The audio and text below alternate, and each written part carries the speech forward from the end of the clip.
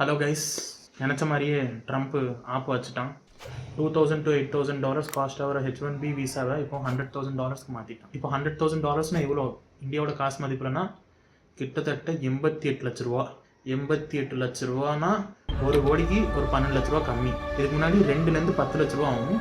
இப்போது ஒரு H1B visa apply பண்ணுறதுக்கே 88 லட்ச ரூபா. சரி, அப்ளை பண்ணால் உங்களுக்கு முன்னாடி மாதிரி அந்த லாட்ரி குழுக்களில் வந்துருமா அப்படின்னு கேட்டிங்கன்னா அதுவும் கிடையாது.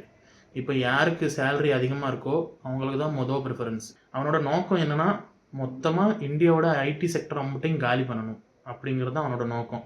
இந்தியாவிலேருந்து நிறைய பேர் அங்கே போய் சக்ஸஸ்ஃபுல்லாக இருக்காங்க. கிட்டத்தட்ட 40% மேலே H1B விசாஸ் இந்தியன்ஸ் மட்டும்தான் அலர்ட் ஆகுது. இது உண்மையான ஸ்டாட்டிஸ்டிக்ஸ். அதனால தான் இந்தியாவை எப்படியாவது காலி பண்ணணும், இந்தியாவை எப்படியாவது இல்லாமல் பண்ணணும், இந்தியாவுக்கு எப்படியாவது அடி விழணுன்ட்டு தான் ட்ரம்ப் இந்த ஸ்டெப்பே எடுத்தது. இப்போது நம்ம என்ன பண்ணலாம்?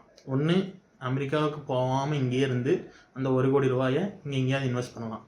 அதை வச்சு நீங்கள் வாழலாம். இன்னொன்று, நான் அமெரிக்கா தான் போய் தீருவேன் அப்படின்னு நினச்சிங்கன்னா உங்களோட தலையெழுத்து யாராலையும் மாற்ற முடியாது. ட்ரம்ப் எதனால் இந்த முடிவு எடுத்திருக்கான் அப்படிங்கிறத பார்ட் 2ல் எக்ஸ்பிளைன் பண்ணியிருக்கேன். அதையும் கொஞ்சம் பாருங்கள்.